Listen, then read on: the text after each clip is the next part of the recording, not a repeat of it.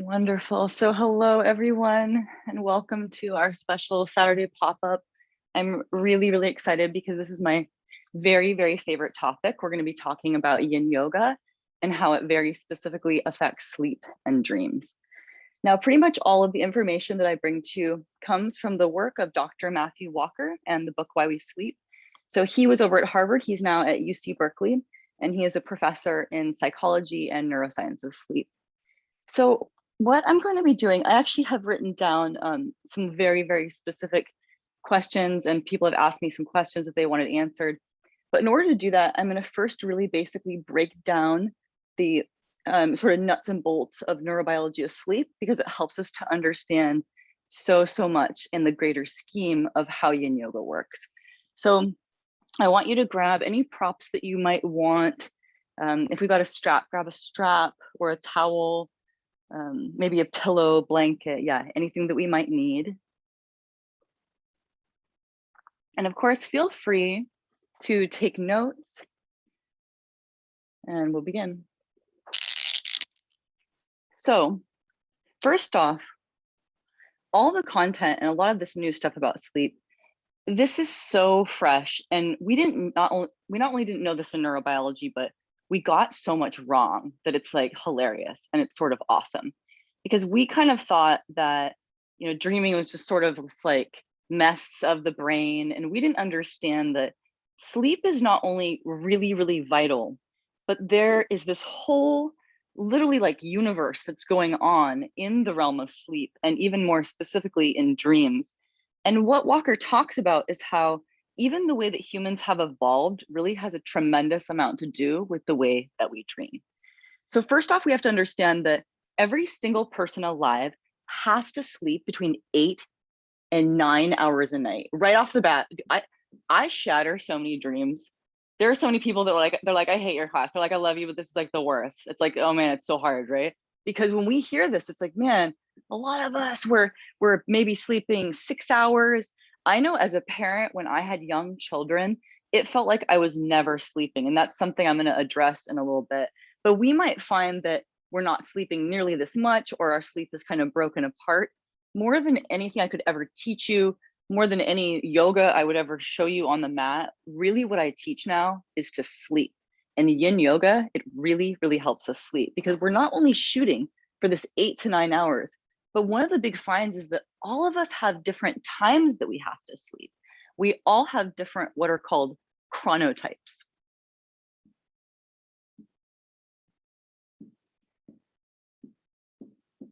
There are 3 main adult chronotypes, which are first, the morning person. The second is the midday. And then you've got the night owls.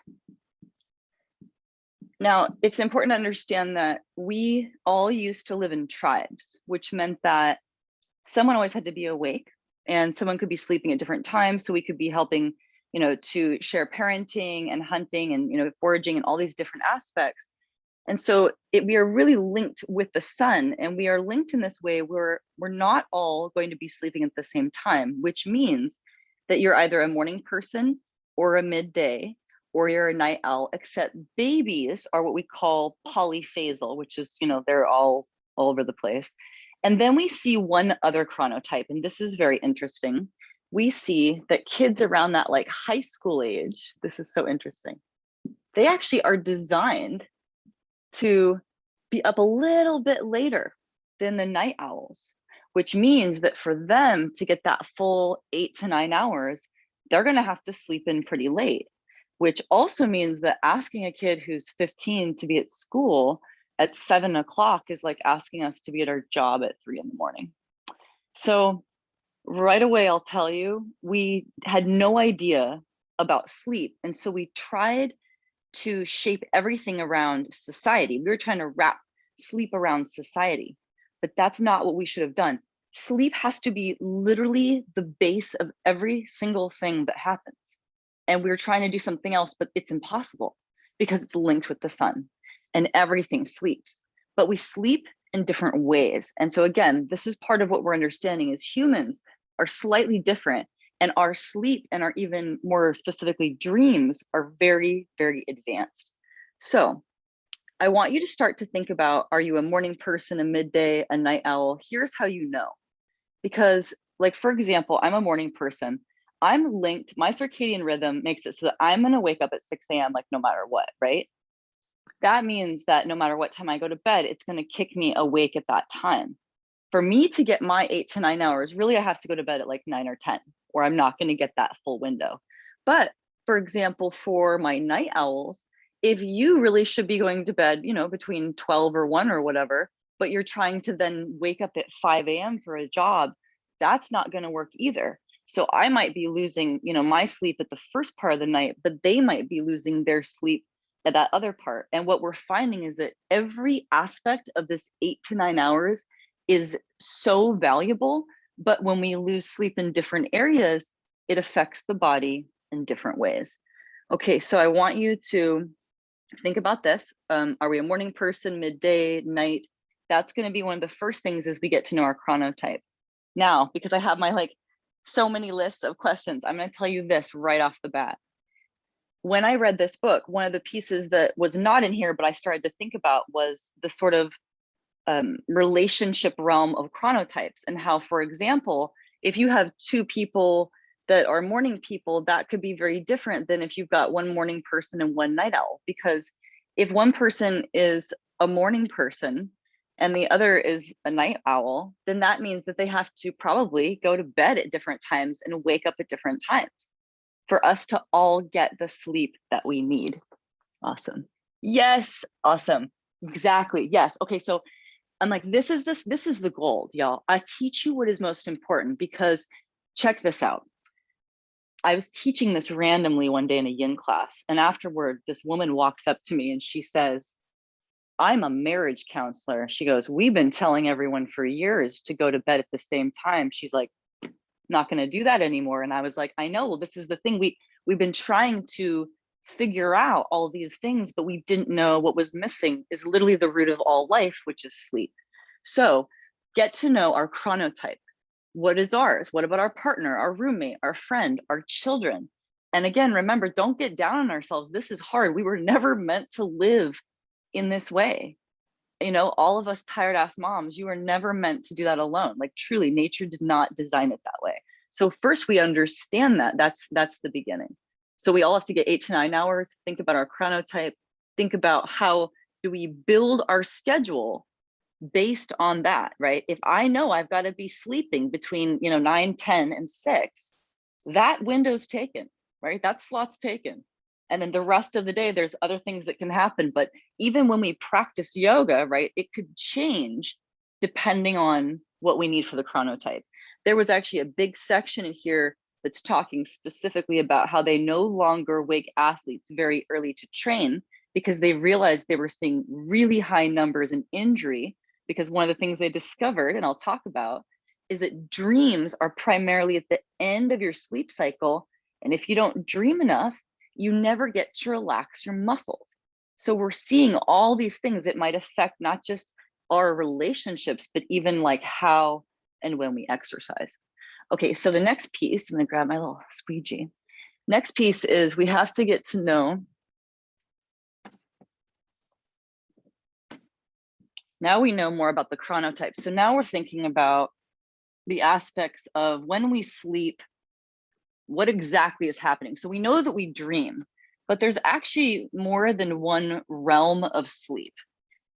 And one of the things that I find probably the most fascinating about yoga and neurobiology is that a lot of what I'm about to teach you, yoga has actually known this for like thousands of years, right? Harvard's like 10 years ago, they're like, well, look what we figured out. And yoga's like, we've known that for like thousands of years.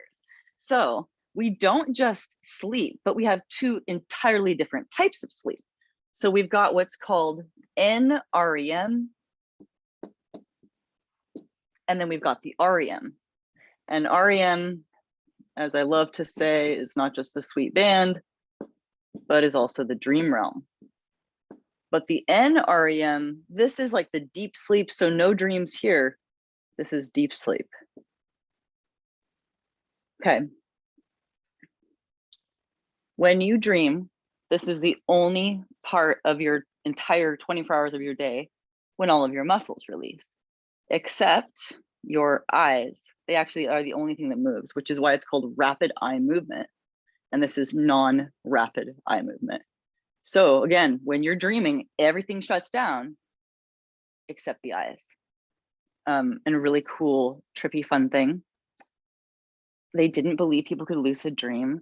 And then they did all these studies and they used people's eye movements in their dreams to, in fact, understand that absolutely these people were lucid dreaming, because that's the only part that is still awake, right? Even when you're dreaming. Okay, so interesting, because humans have a lot of dream realm, but we know that REM is the new kid on the evolutionary block. And that means that everything has the NREM, but not everything has REM. And the more evolved we see, specifically mammals, right? Because we don't see the REM in like amphibians and some of the like reptiles. Then what we're seeing is this evolution actually has to do with dreams. This is so phenomenal, because remember that the way the brain, is designed, it's like we even carry within us like reptilian brain. It's like the brain is layered, except that humans, we have this super advanced neocortex. There's something that drastically changed and we can't even figure out what, except that Walker says what it was is we started dreaming. And he believes that it's all linked with our access to fire, because once we had access to fire, we could sleep for longer periods. And basically the body did this cool thing where it allowed us to dream way more. And when you're dreaming, two major things are happening. One is this is all about creativity. So dreaming makes us really, really creative, because things get weird. Because when you're awake, everything is like A, B, C. The brain's doing a very traditional thought process. But when you dream, your brain intentionally just like starts grabbing, going like Z to J to K, because it's mixing it, being like, well, if I just mix it, what will happen? What beautiful song is going to arrive, or awareness in science or math? What will come of these dreams? And so this is why they are hugely associated with creativity. But the other thing we know now is that a big part of dreaming is emotional processing. And a lot of what I'm going to talk about today is in this realm.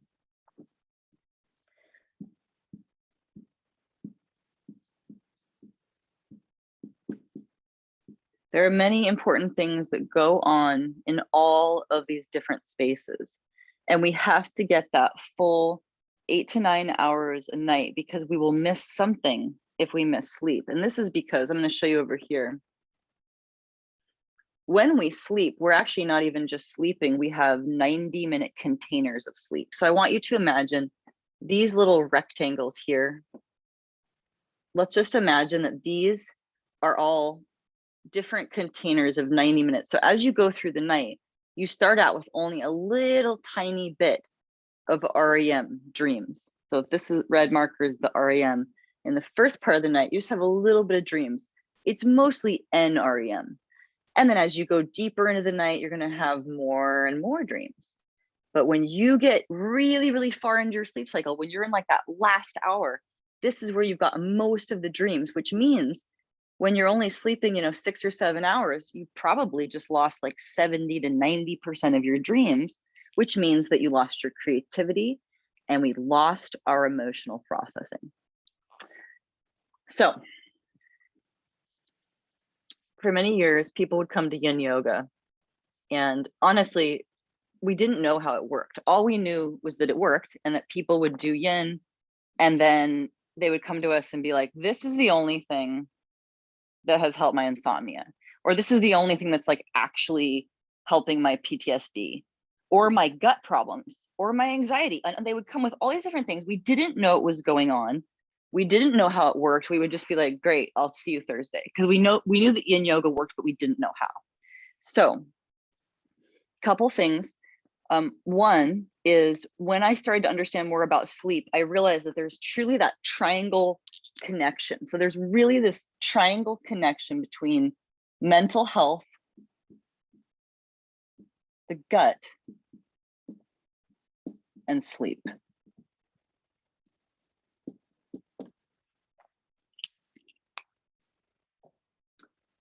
If we don't sleep, one of the things that happens is it really messes up our gut. So I had read somewhere that when we don't sleep for one night, like let's just say that tonight we all just like didn't go to bed and we just like have a slumber party, we don't go to bed. By tomorrow, we could have lost like 50% of the bacteria in the gut, because every time we poop, it's about 30% bacteria. But if we don't sleep, a ton of our bacteria dies and is like pushed out of the system. And I remember when I read that, I thought, well, how could that even be possible? Because wouldn't that mean that within a couple of days we had like no bacteria? No, because here's what happens. Our body is constantly making and restabilizing the forest of bacteria in the gut. But if we don't sleep, it kills off so many that the system has to work crazy, crazy hard to keep up. Not to mention that it can really, really destabilize the system, because when we're not sleeping, it's also not allowing us to do different cleansing processes in the brain. It affects, all types of cleansing processes in the low body. It's a big, big deal. So we're seeing that if we're missing out on sleep, it can really mess with the gut. We're also understanding now that there's those connections directly with the gut through the vagal into the brain. So there's all these missing pieces. So part of it is you mess with the gut, it's going to affect the vagal. So you've got the connection issue. Part of it is when we don't sleep, it messes with our mental health because we are physically tired, right?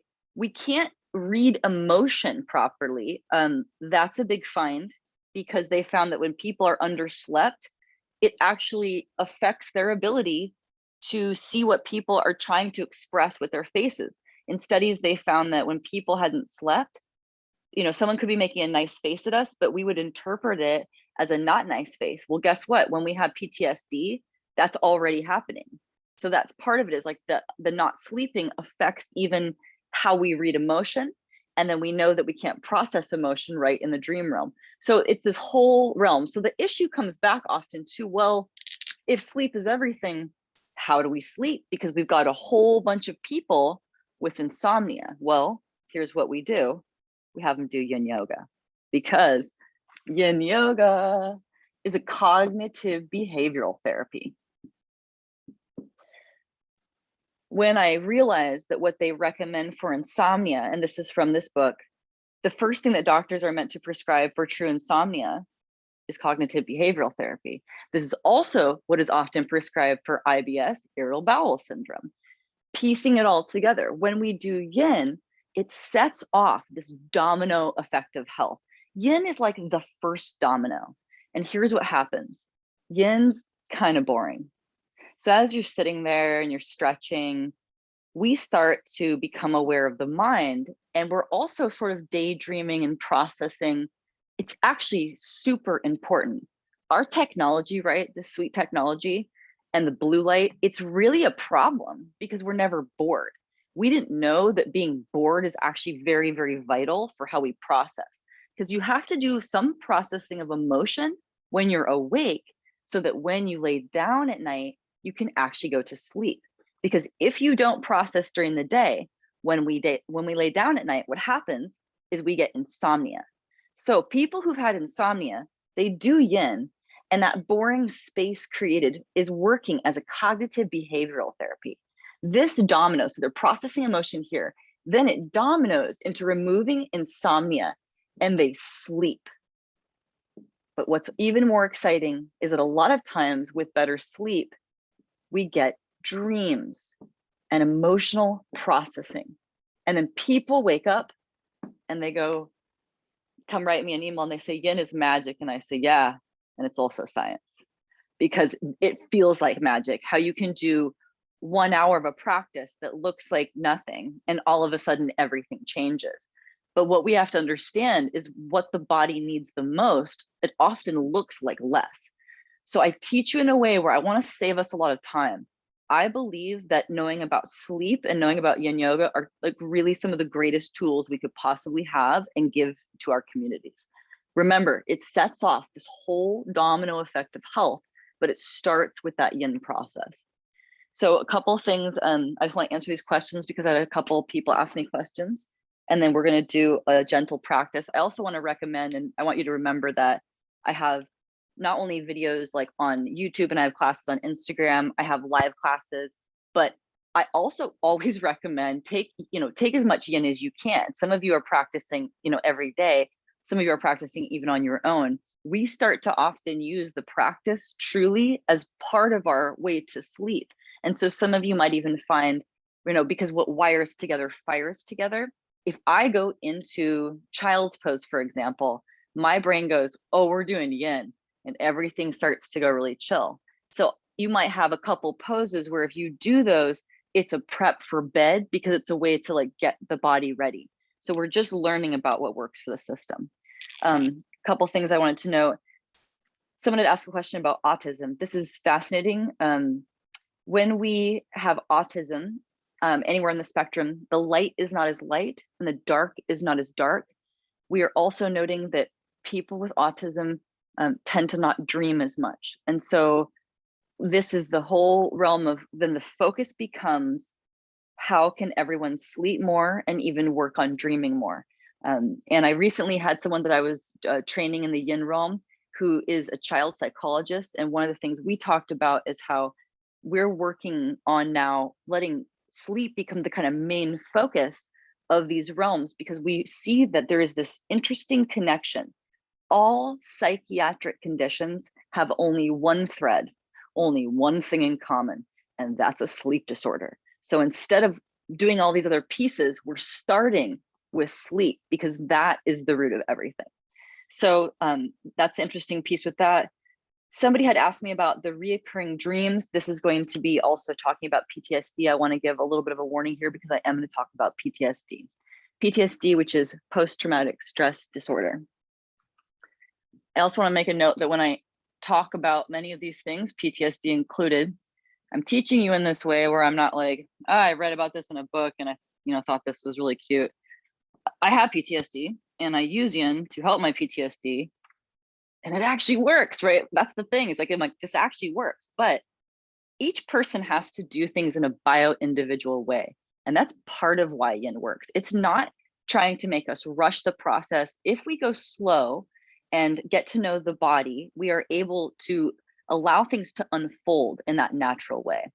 So when we have PTSD, one of the most specific things about having this is we have reoccurring nightmares, which totally sucks. And so then I realized recently that those of us with PTSD will usually either intentionally or unintentionally block the dream realm by using THC or alcohol or not sleeping, because just simply not sleeping enough so that you don't dream. And none of these are great for the body, because here's the thing, dreaming is so vitally important that if we don't get enough of it, eventually the system becomes flooded with it. Like we have to dream. So if we are blocking the dreams, eventually they get flooded. And then what we're seeing is that with reoccurring nightmares, this is actually the system's way of loving us and caring for us, because it's trying to go over something again and again that at the time, this is what the data shows, that at the time of the onset trauma or trauma onset, that there is some issue with sleep. And so then it gets like locked in the system. So the system is just trying to help because it's trying to work it out. So believe it or not, the best thing that we can do is to dream and to work through it. But easier said than done, right? So a lot of it is that bio-individual process of at least knowing what's going on. If we're dealing with, this also has changed the way that I look. I'm going to make a note of this, change the way I look at like addiction facility, because I see now why, let's say that we are alcoholic or we get put in a 28-day program. One of the benefits could be that by removing everything, well, you pulled out your alcohol, so now you might dream. But if we're not ready for that, that could be overwhelming and might not work for the system. So it's allowing us to look at, okay, well, this is why this works. This is how this works. How can we build a better system? Because if we are using, again, THC, alcohol, the not sleeping, this will only temporarily block that dream realm, and then it might end up flooding in because we have to dream to process emotion. So the other thing I wanted to mention, because I had a question about this, and of course, feel free to always, if we have any further stuff that we want to, learn about, work on, in the realm of, PTSD, we're not only getting to know so much more about yin, but also yoga and nidra. We're using really yin and nidra, really great results when we're talking about PTSD. I'll do a whole section on that in a couple of months, but I'm going to also make a couple of notes on some other sleep things before we do our yin today. Caffeine and stimulants. This is important because caffeine and stimulants actually block what's called adenosine when you're really, really tired. I call this first hour choir tired because we always used to like fall asleep in choir, right? We're super tired. If we use caffeine, then what we're doing is we are actually blocking adenosine. And 1 cup of coffee will end up in your system for 8 hours. Okay, that's a big deal because remember what that's going to do then, that caffeine, right, it's going to block the adenosine, but the adenosine keeps building up even as you have caffeine in your system. So when your caffeine wears off, you get a caffeine like crash, right? You get the crash because you've got all that adenosine and now you're going to be just exhausted. So if we drink caffeine, we also have to know if it's going to be in the system for 8 hours. So like for me, if I have to go to bed 9 or 10, can't be doing coffee party past 1 or 2, or I'm going to pay for it. And again, just knowing the information is vital. I'm not saying always do it correctly. Like I keep it real with you. Sometimes I still do silly stuff, but at least we know then what's happening in the body. We understand, oh, we're laying there and we can't sleep because there's still caffeine in the system. And until it wears off, we won't be able to get back to sleep. We won't be able to sleep.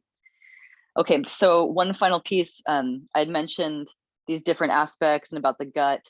The final thing that I wanted us to note, because I'd sort of briefly mentioned this, but parenting and this our whole structure now, none of this, it wasn't designed to be this way. And I think what we have to remember is that we as a community, and I mean humans right now, but especially those of you like that are my students and that are in this world and know more about sleep, it is our job to help to change the world and to teach people more about it. And it is information that's getting out there. We're understanding things like, when we have daylight savings, when we pull out an hour of sleep, that's an easy experiment the world does for us. We see our heart attacks increase 50%.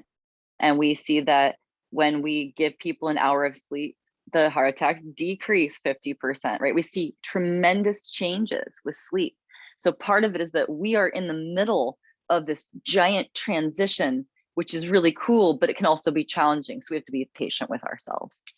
All right, let's practice yin yoga. I want you to grab your props. And today I'm going to actually have us do a really fun practice because it's going to be kind of traditional, more of what I would think is like the Kung Fu style. And we're going to do kind of slightly longer on some of the holds. Yeah. And then toward the end, of course, I will answer any questions at all that we have about sleep. And so, yeah, even as we're practicing, if you have any questions, be sure to let me know. Now, when we come to our practice, I get so excited. Every time we come to our practice, we come to our seated space. And the first thing I have us do is I have us check in with that triangle connection. I say, notice how you feel. Notice how your gut feels. Notice how we've been sleeping. Because when we start to do yin, often we note that, wow, on the days I do yin, I sleep better and my digestion is better. And so we're starting to notice all of that. Okay, we come to seated. Yeah, grab any props that we want. And let's lengthen the spine. We're going to draw all the way up, out the crown of the head. And that's the way. Just take a moment, noticing how we feel.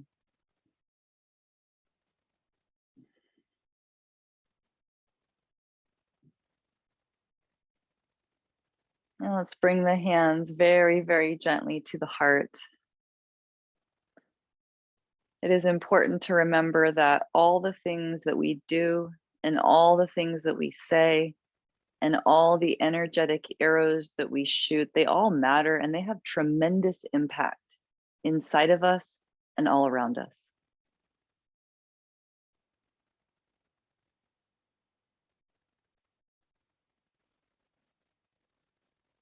Let's very gently release the hands. And I'm going to have you start today in child's pose. And I'm going to give you 5 minutes there. You can have your knees either together or apart. Let it be your own. You might reach those hands forward or back. And now that we know more about how the practice works, it might even shift how we feel about it, because sometimes yin can be hard and it can be boring. But when we know that the boring parts are often what we need the most, it helps us to value these subtle practices. Okay, 5 minutes. Yeah, whichever variation we want. Child's pose.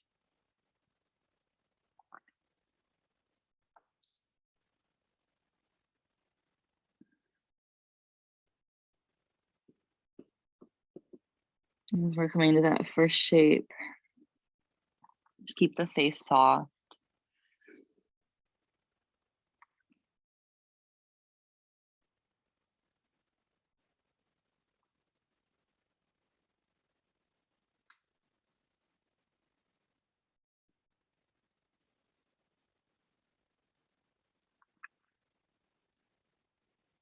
I want you to notice where you feel the most physical sensation.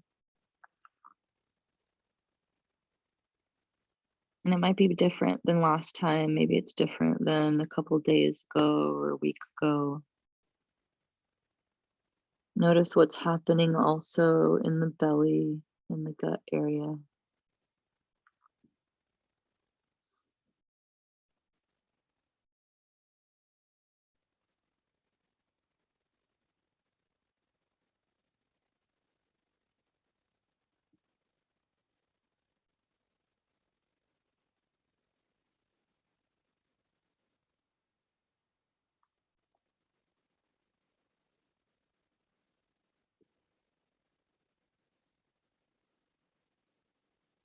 Keep breathing. Both the breath and the heartbeat will begin to slow.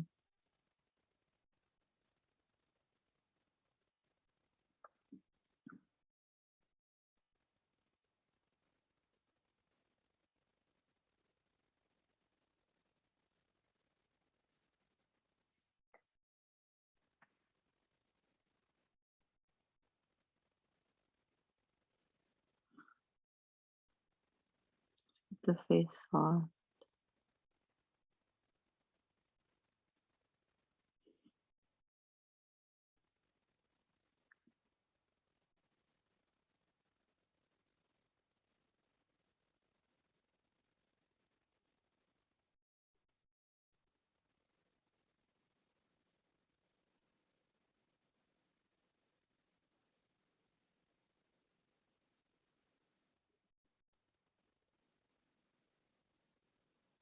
Just gently observe where the mind is and just keep releasing.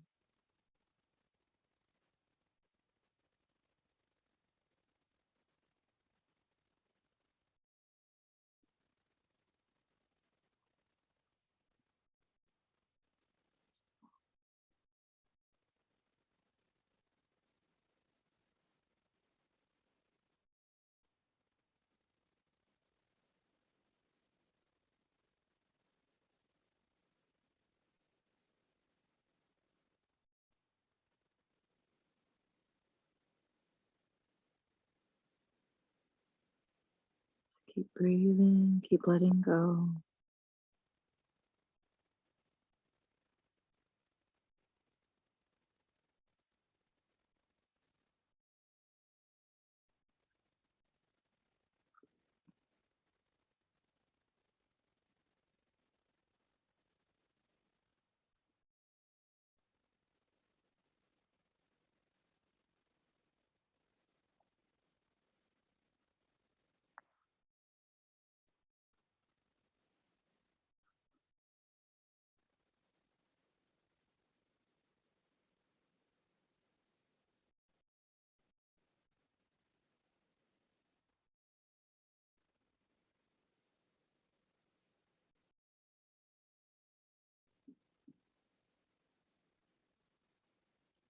Keep breathing. We're noticing details about what we feel in the physical body.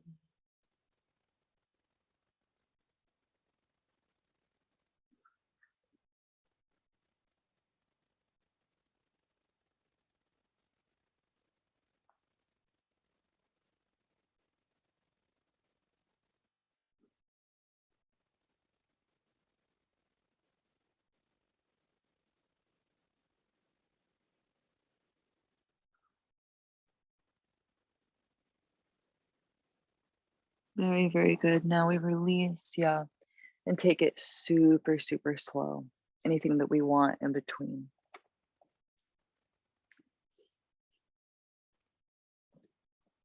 In my experience, and I've honestly met a lot of really famous yoga teacher. I've met so many amazing people, but there's something different to me about the yin team because what I found was that in the realm of yin, all of the teachers like Schulman and Greeley for me, they were all like, do what works for the body. They were like, we don't care if you do yin. They're like, we do like martial arts. Like they do like jujitsu and like kung fu and shit. Like, they're like, do what works. And when I met Greeley and I had overstretched my glutes, he wasn't like, do more pigeon. No, he was like, go lift weights to find harmony. What you will need now is the yang, not the yin. So part of why yin is so vital is that it not only affects our sleep and our gut, but it becomes an anchor in how to live and to figure out what do we need to find harmony? What do we need in our athletics? What do we need in our lives? How can we find harmony? Because we don't want to do something just because we think we should or because it used to work. We have to keep checking in and see if it still works. Okay, I want you to do maybe something for the glute. So some of you will be doing like crossed ankles. Some of you might be doing like double pigeon. This is the one where this knee might not like be going down. And so for some of you, you'll get that nice stack. If that feels like a good glute stretch, this could be awesome. But for some of you, that's not going to work for the body. It could be better to do even like Gomukhasana style. And a lot of us are finding that it could even be better to do something like more on the back, right? If we're targeting like this area. So whichever piece you're working on, oh, the other one, I'm giving you so many choices. This one has more, I think, than almost any other. The other one is you could do like the sleeping swan, which is kind of like pigeon, but we call it swan, sleeping swan in yin. So I just want you to find something that is going to be your glute work today. And I'm going to have us do a couple minutes on each side. And I'm going to demo just with the ankles cross variation.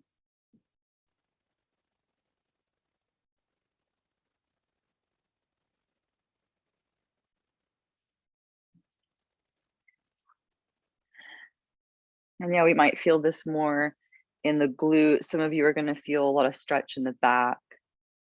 Even just like tucking the chin could bring about stretch. And that's part of what we're going to discover. Noticing details. Yeah. Whichever piece you're in, that's the way. Breathing.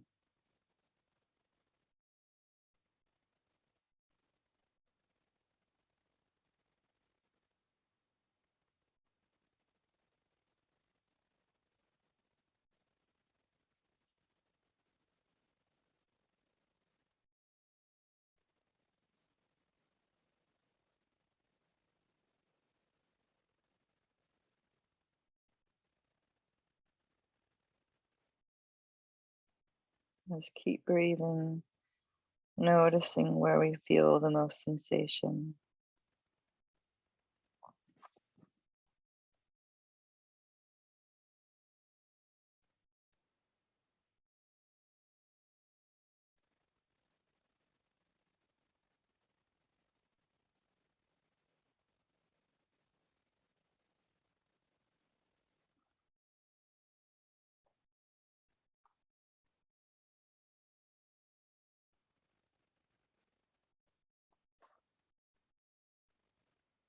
Just keep the face soft, keep releasing.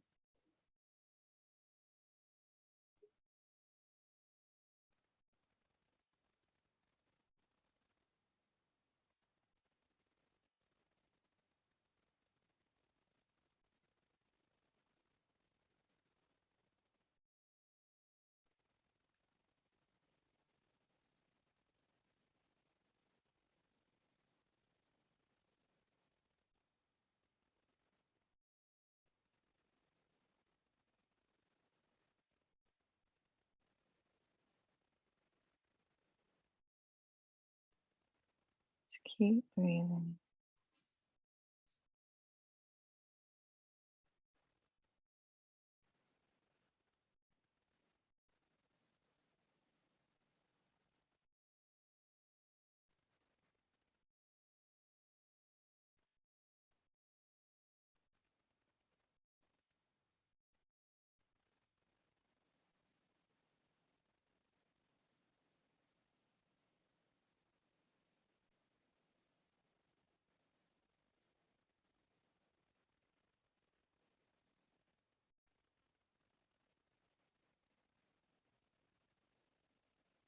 Excellent. Now release that first side.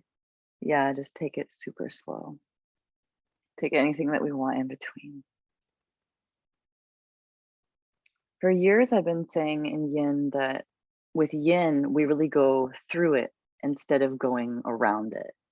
And this is exactly the work that we also have to be doing at times with that realm of sleep and dreams. It's something that we cannot bypass, right? It's work that we have to eventually do. And so what yin provides is a way to do this work that is the most necessary. Good. Find that second side. Yeah, and it might just be putting that opposite leg on top. Whichever piece we're doing, find your second side really, really gentle. Yeah, and just approach it slow. That's the way. Second side.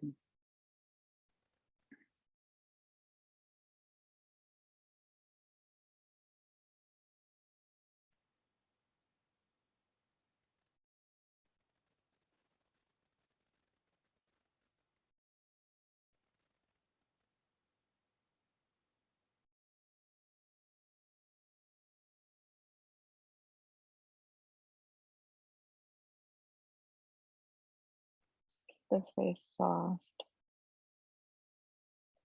Keep releasing.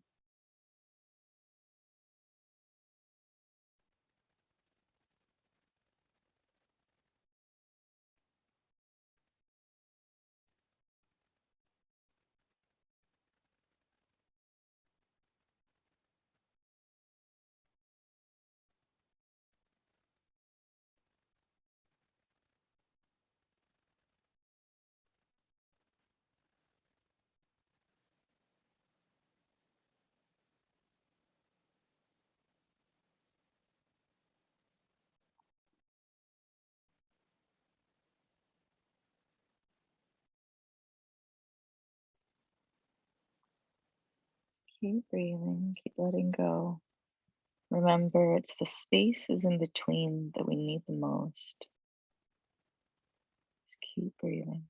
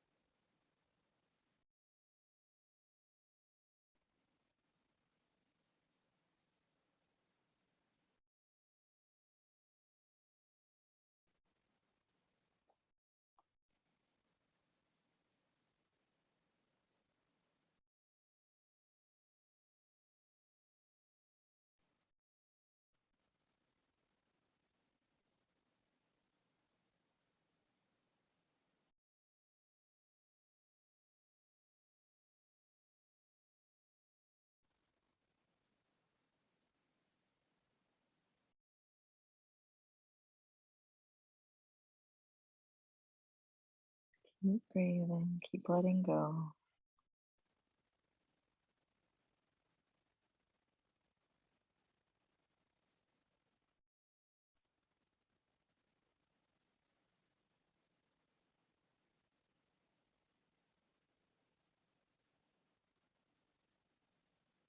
Excellent. Now I want you to release there. Yeah.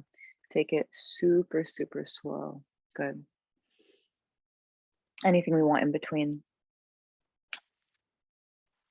Now, when I first had discovered yin, I noticed that some of my students who I worked with in the kind of mental health realm, one thing that they had been telling me for a long time, but I hadn't understood was when I would send them to yoga and they would go to vinyasa, a lot of times they came back and they were like, that did not help.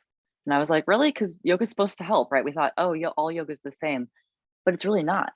Because let's say that we are already producing a lot of adrenaline and have PTSD, and then we go to a yang practice and produce more adrenaline. It might have done the opposite of what we needed. But let's say that you have depression and you have no norepinephrine and you're so tired that what you need is the yang practice of vinyasa. That would actually be the most important thing to do. So there's this balance of when do we need what. With yin, a lot of it is that we've taken away the adrenaline production.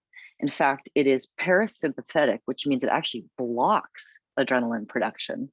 And it doesn't matter what it looks like, which, especially if we're working in some realms, the last thing that we need is to be worried that we have the right pants or that we're, making it look exactly correct. Doesn't matter with yin. Doesn't matter. It's all about what does it feel like. So it really helps us to find a practice that works for everybody. Okay, now on the next one, we're taking the legs wider. Maybe I'm going to give a choice on this one because some of you are going to do dragonfly, or we could do more like butterfly. When I do this one, I was noting I actually have my feet a little wider, almost more like diamond. Yeah. So whatever feels right for the body. And I'm going to give us 5 minutes here. We might get a lot of adductor. Some of you are going to get lots of back work. Yeah, that's it. 5 minutes, whichever piece we're working on.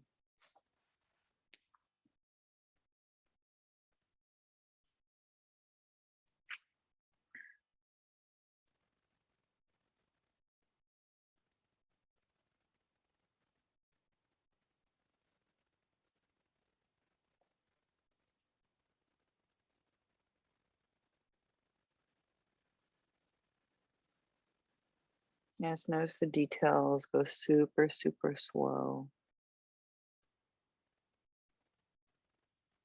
We're creating space, pulling on those dense connective tissues. And this is a way we can remove adhesions and scar tissue. But the key is that we go slow. Just keep breathing.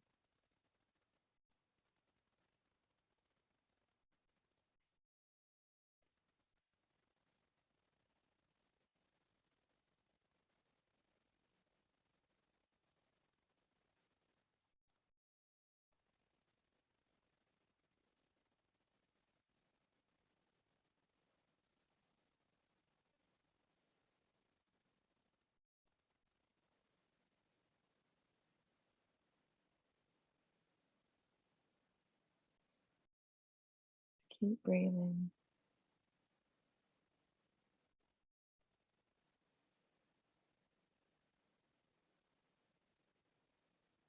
As we're breathing here, we remember that this is really just basic stretching. And it's not just amazing for our blood and cleaning out toxins, but remember, lots of the cleansing, it happens when we're sleeping. So we have to be able to get to that sleep realm to get the real detox. So we're just breathing here, just gently stretching.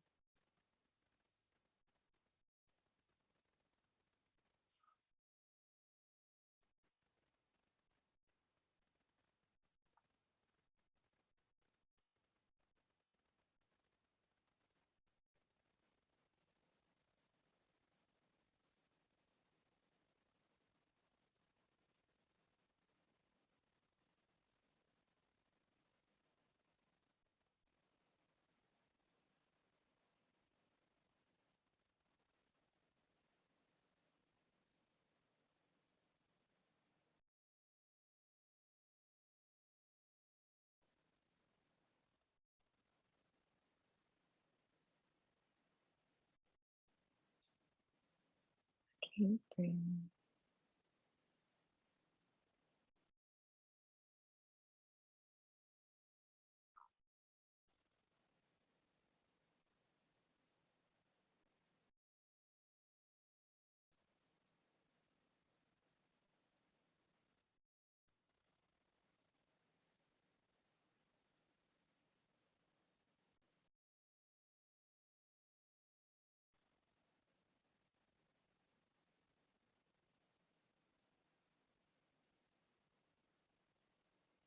Keep breathing, keep the face soft.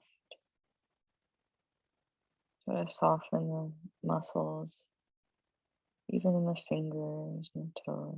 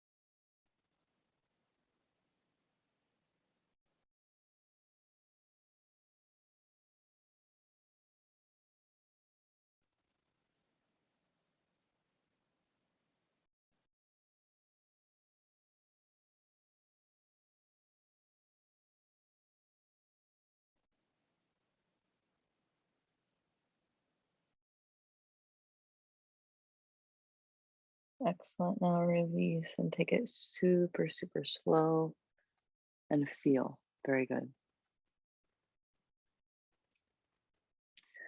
Anything you want in between. There are two people that I know, both of who are in their very early 70s, both of which show excellent health quality, zero Alzheimer's dementia, and they have something interesting in common. Even though one is a man in Alaska and the other is a woman in California. Interesting because they both walk every day, not far, a mile or so, maybe 2, but they do so without technology. And I find this really interesting. I think that finding space to process is genius. And I've been telling us to remember that our yoga is it's only partly on the mat. So notice what makes us feel connected. I love being in the woods by trees. I grew up in Alaska. I get weird if I don't get by the trees. Some people feel like they need to surf, they need to be by the water. Maybe you need to walk your dog in the woods or paint or, whatever it is. Remember that that's probably part of where we are processing. So that's part of our yoga. And we're getting to know more about how do we build a better life. We get to know our sleep schedule. We get to know what kind of yoga do we need? When do we practice it? And then what are the other pieces? Again, we're building this whole lifestyle of health, but the root of it is sleep. And yin helps us to figure out what do we need to find harmony. Okay, now I want you to grab towel or strap. We're just going to do one piece for the arms. Some of you won't feel anything in this section, but I want to add a section here because sometimes we come to the shoulder work. This could be the tightest area in the body. Maybe we feel nothing. You might completely remove the arm work, but just knowing that it's here. Okay, if we got our strap, I'm going to be seated like half lotus. You could also do it standing or even like on the shin. So whatever works for the body. I'm going to take the strap in my right arm and I'm going to bend the right elbow. And then I'm going to reach the left hand back. I'm going to show you from the back so you can see. Looks really different for each of us. So it could be like this. Some of you will kind of inch the hands closer together.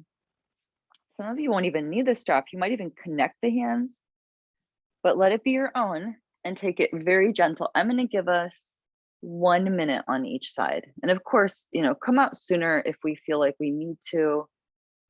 Yeah, I'm going to give us a minute there.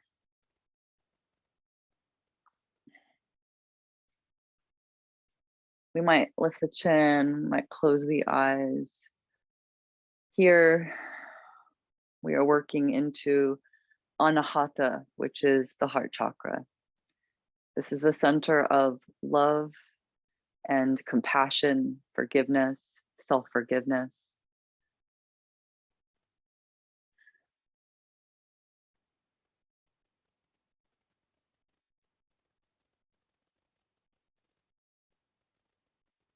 With our awareness, as we breathe here, we're noticing where do we feel the most sensation? Our arms tend to be used very differently left and right. So we're noticing all those details. Good, let's exhale, release that first side. Yeah, take it slow and feel. Good. Let's look at the other side. So taking a strap or towel in our left arm, and we bend that elbow and we reach that right arm back.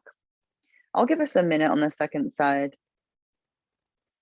but we're not expecting that this one will be the same. Yeah, just take it very gentle.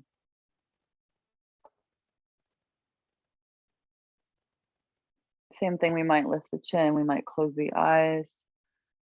Oh, we're observing.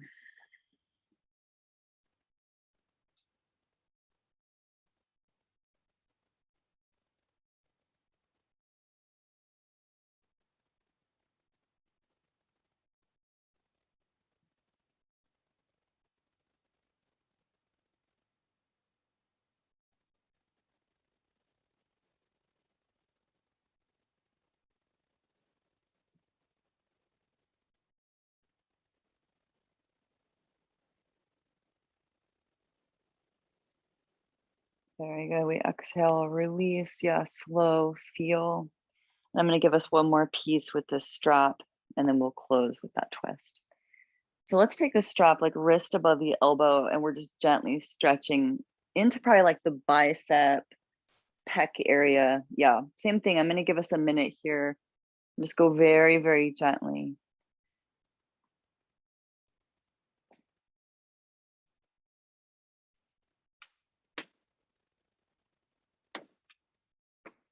And it's all about what works for the body. Yeah, just observing, noticing what we feel.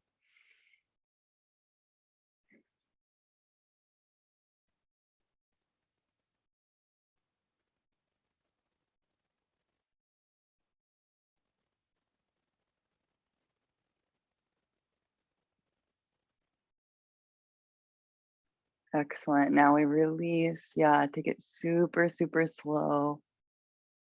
That's the way. And I'm going to give us a choice because I know that many of you, as my advanced students, love that deer pose. And so we might be doing that deer pose.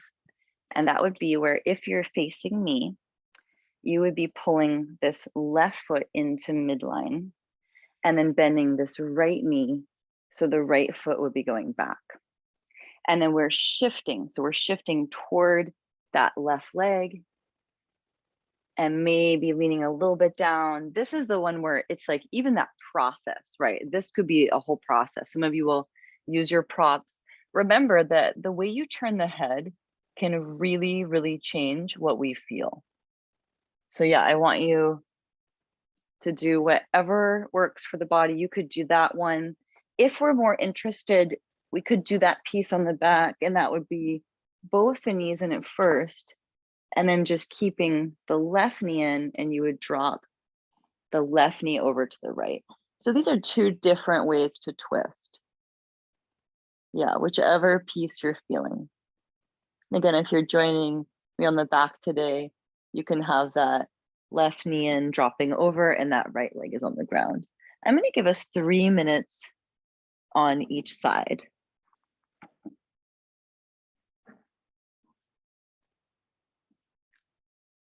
Yeah, we might feel clicking, popping movement, just observe. Good.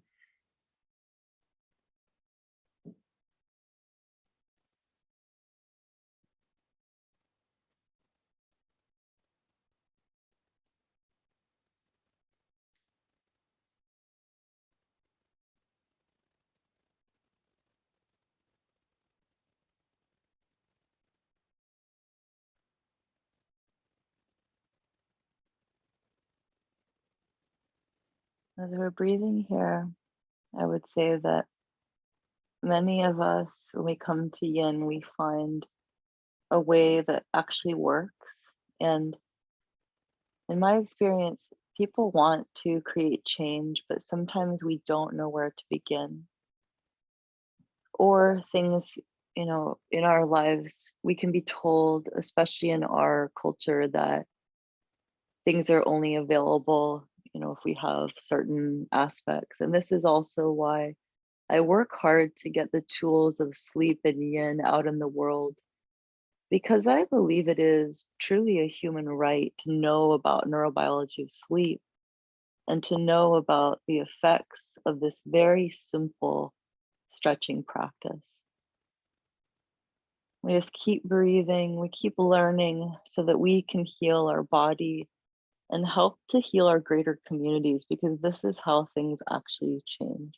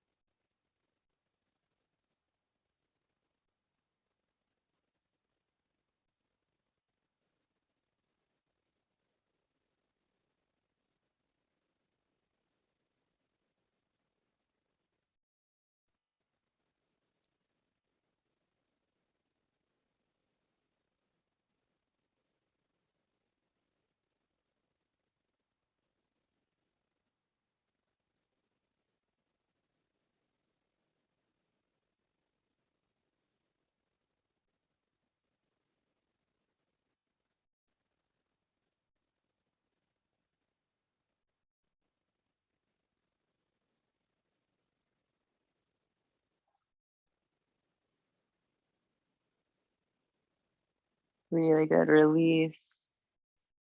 And of course, anything that we want in between the sides. If you're doing that deer variation, and if you're switching and following along, this time the opposite side, you might be pulling that right foot to midline and now bending that left knee, taking it back. And we're noting those details. Maybe it's way easier to twist to one side compared to the other. Yeah. Any props that you want. And if you're working with me on the back here, yep. Now we're going to have both those knees in. This time we have our left leg on the ground and we're keeping this right leg in and we're going to drop it over to the left. Yeah. Looking at the right hand, or we can look up. Whichever piece we're working on, and we'll do 3 minutes there.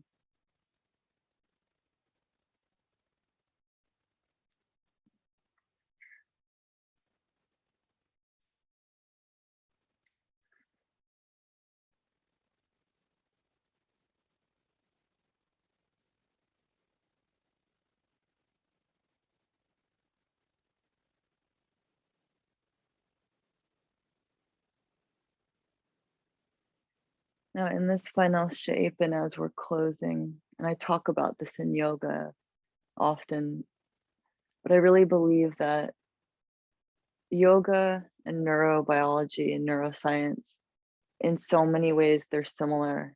And what's so challenging is that to study the self, to study the brain, which is what we're doing in yoga and neurobiology, you have to use that very thing you're studying to study it. And so, in order to study the brain, you have to use the brain. In order to study the self, we of course see this through the self.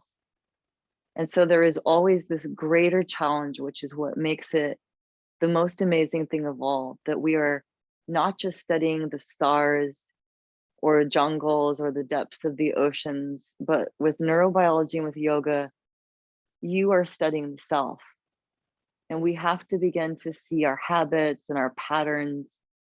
It is a tremendous and phenomenal thing. And I can never emphasize enough how proud I am of all of you, because I know this practice is hard, but I promise you it will be worth it. Many of you have already watched it transform your lives and the lives around you. Let us continue to spread this practice so that people can heal themselves and so that we can all live better lives. Just keep breathing.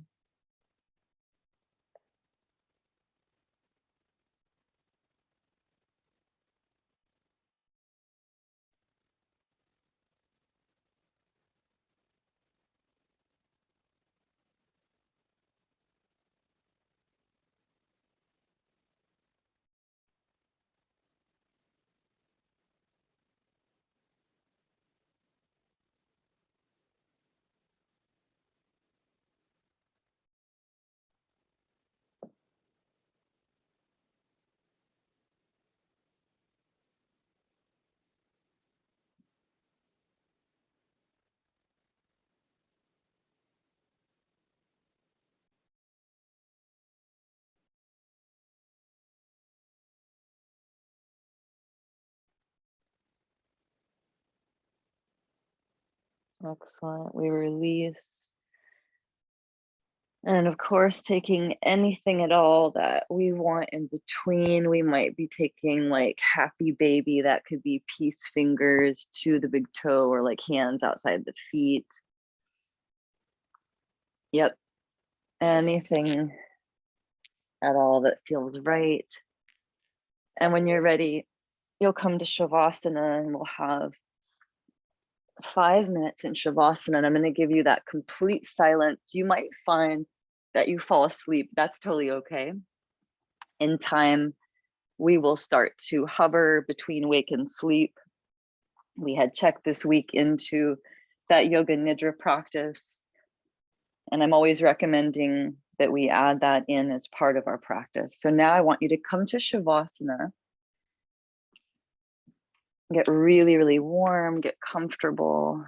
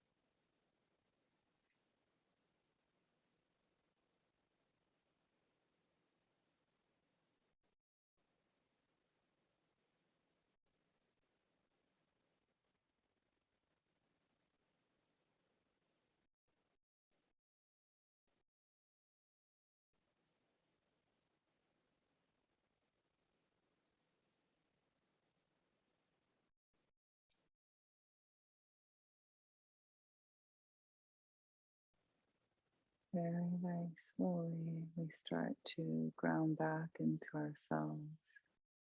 And we gently move the fingers, gently move the toes. We awaken the body, very, very gentle. When we're ready, we can roll to one side. And with awareness, we leave behind whatever the body and the mind and the soul no longer need. And very gently, let's press ourselves back up. And we return and we find that comfortable seated space. And just like when we started, we bring the hands to the heart and we're remembering our intentions, remembering our dedications, and remembering all of the reasons that we practice yoga.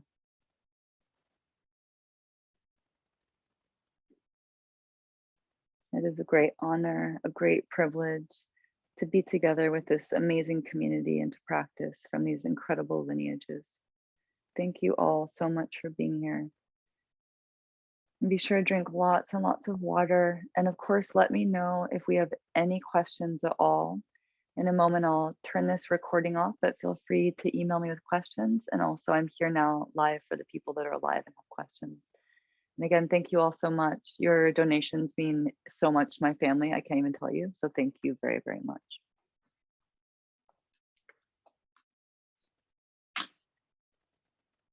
Thank you.